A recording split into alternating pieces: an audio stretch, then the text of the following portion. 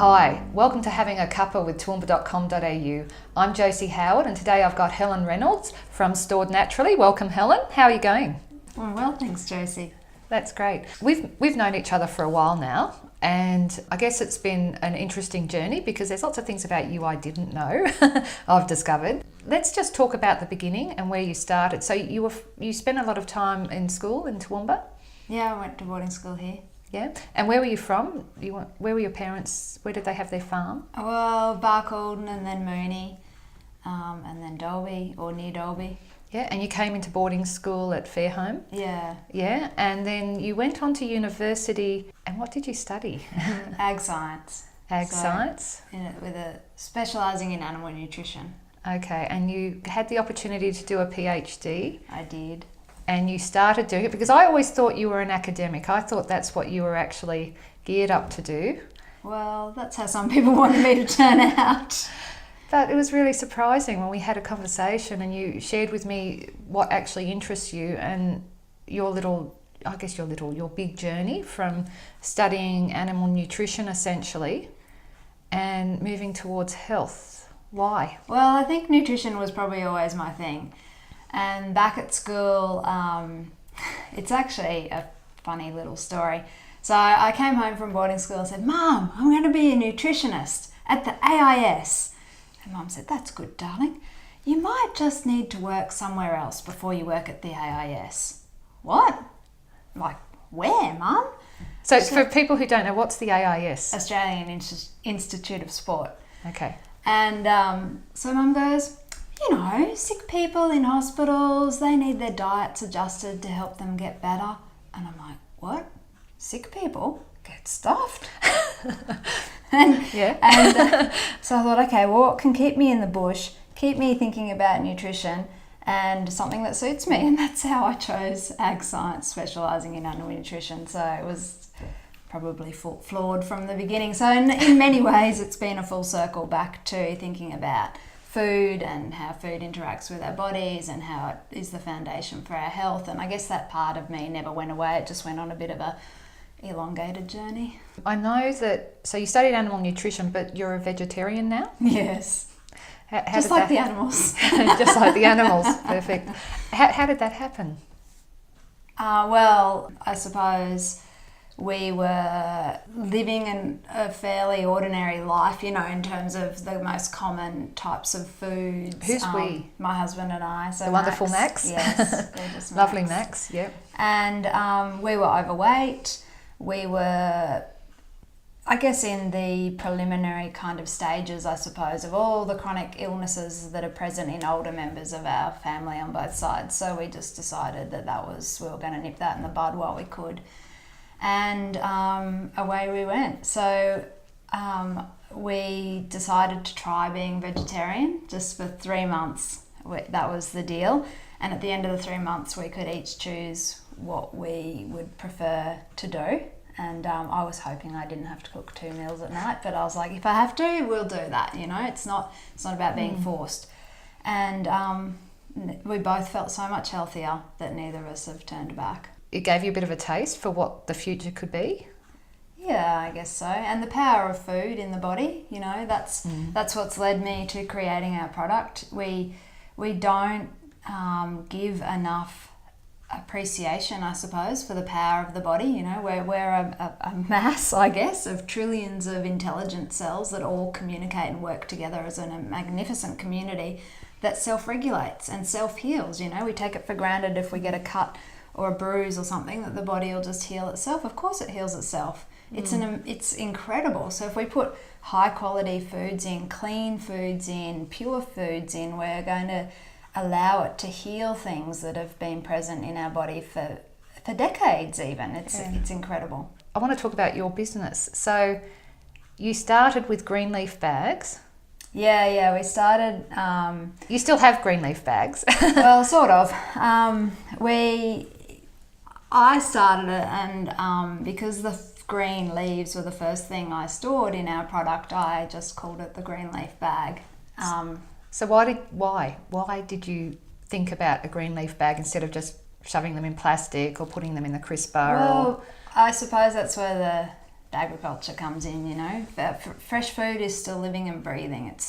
And then you marry that with the health, you know. It's only really the raw foodist community that are talking about putting living food into your body and keeping the enzymes in the food alive and the nutrients and so on. That community talks about it, but on the whole, we forget that broccoli is very much still living, even though it's been picked and even though it's been in the fridge for a couple of days. And so, to me, that means it's still respiring.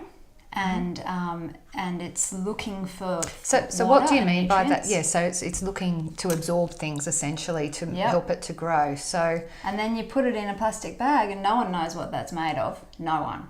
And everyone knows it's leaching something. It's well accepted in the scientific literature that plastic's not inert. And you're a researcher, right? Yeah, so this is your thing.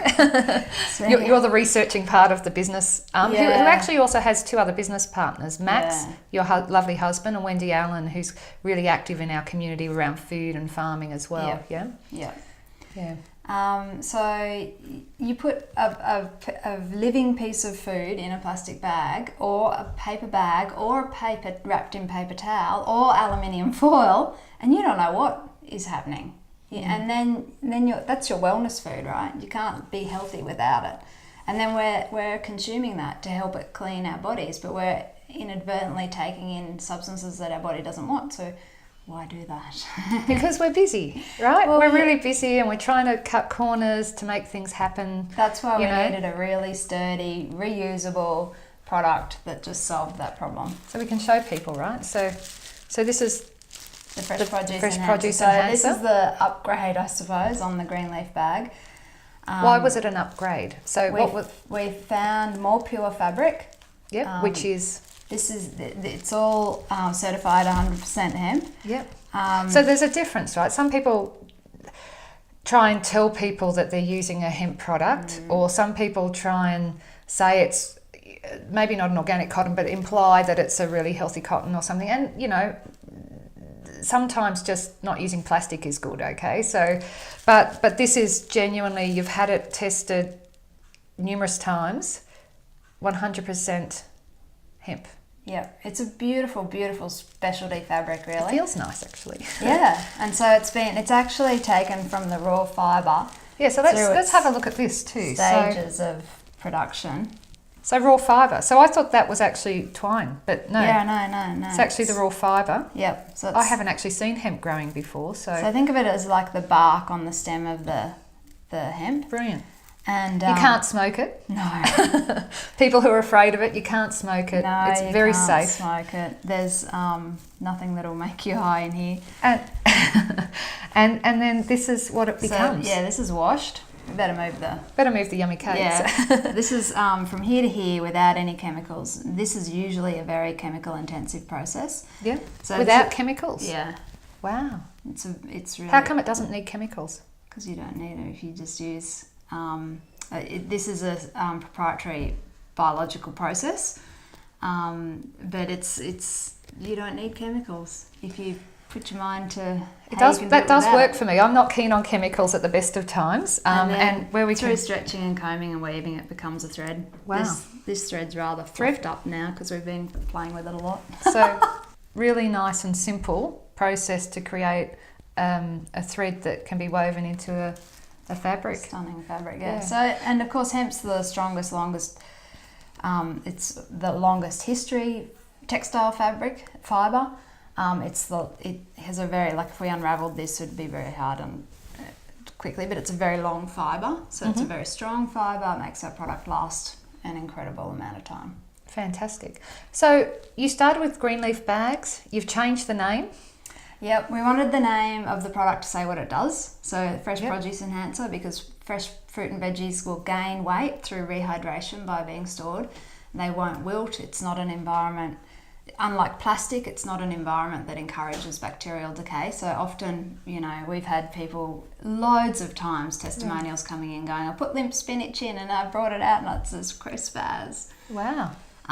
So we don't encourage that. I mean, buy good quality produce and put good quality produce in it. As fresh as possible from farmers, right? Because that's my passion. Yeah, yep. And you've also got a new business name? Yes, so we found that a green leaf bag, people would often think of these. And you found one without any promotion for any other yes. business on it, which is but the cool. thing is, these are made from plastic, but because they're called a non-woven bag, just the term of being woven makes people think, oh, it's a fabric. But, you know, these are plastic, and who knows what that's made of. And the other, I suppose, tricks that people forget are nut milk bags, plastic, or bags sold as silk, carry bags, plastic. Okay. I have some Japanese students that bring me silk bags from Japan, but I think they're bona fide. Yeah, they can be real. Yeah. So, you know, it's just a game of trying to explain to people what is and isn't plastic, because it's everywhere, as we all experience. Yeah. When we had a little pre-interview discussion, and I said, you know, I knew I'd known you for quite a few years. When you actually went to do your PhD, it was around deregulation of milk, but not just the deregulation of milk. It was around the emotional reaction to the deregulation of milk in the farming families.